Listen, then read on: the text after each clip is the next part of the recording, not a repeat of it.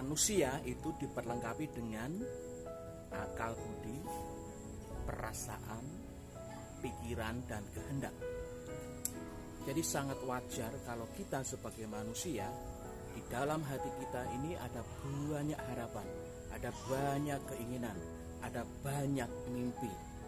Yang terpenting adalah bangun, jangan mimpi terus. Hadapilah kenyataan dan raihlah mimpi itu dengan segala doa dan perjuangan. Saudaraku, ada banyak keinginan yang tersimpan di dalam hati kita ini. Mungkin kita ingin menjadi manusia yang sukses dalam hal pekerjaan, sehingga ada banyak kekayaan yang kita miliki, segala keinginan kita bisa tercapai seperti itu. Ada juga mungkin yang punya keinginan menjadi seorang yang sukses dalam hal pendidikan. Bisa juga seseorang memiliki keinginan untuk bisa memperoleh sebuah jabatan yang tinggi, punya kekuasaan seperti itu. Saudaraku, namun izinkan saya saat ini menyampaikan satu hal yang bisa melebihi apapun dari setiap keinginan dari semua manusia. Sesuatu ini melebihi emas, perak, permata bahkan. Sesuatu ini melebihi segala apapun yang diingini oleh setiap orang di dalam dunia ini. Apakah sesuatu itu?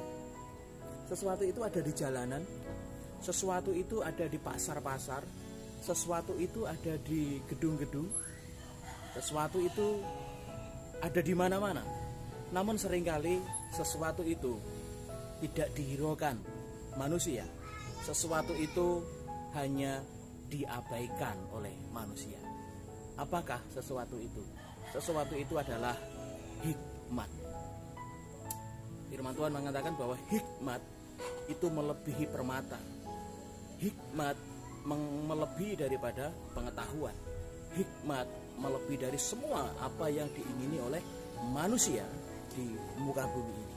Saudaraku, Amsal pasal yang ke-8 ayat 11 sampai yang ke-17 menceritakan bagaimana sang hikmat itu sesuatu yang melebihi dari apapun.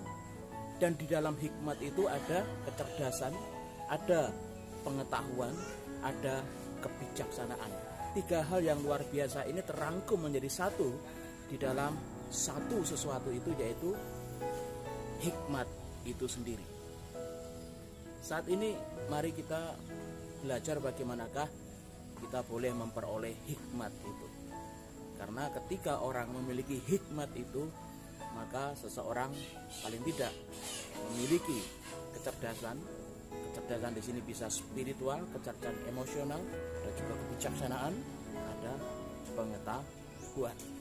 Saudaraku, ketika seseorang ini memiliki hikmat, bisa jadi dia seperti Daniel, memiliki 10 kali lipat kecerdasan seperti yang diceritakan di dalam kitab Daniel pasal 1 ayat yang ke-20.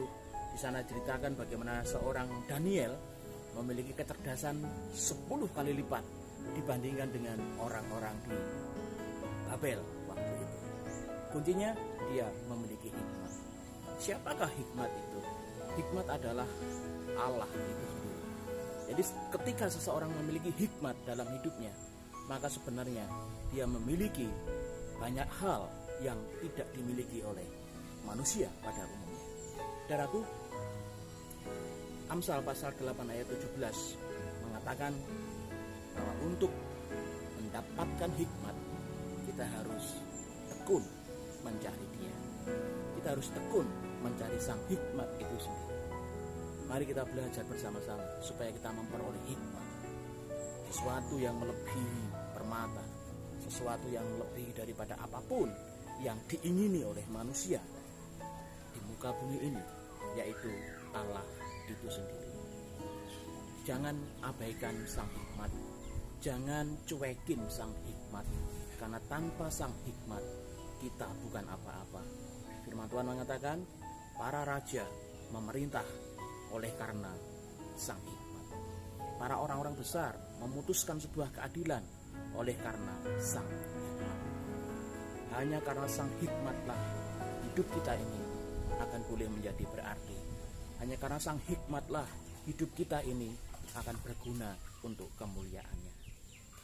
Mari kita belajar untuk mencari sang hikmat dengan tekun. Jangan abaikan dia.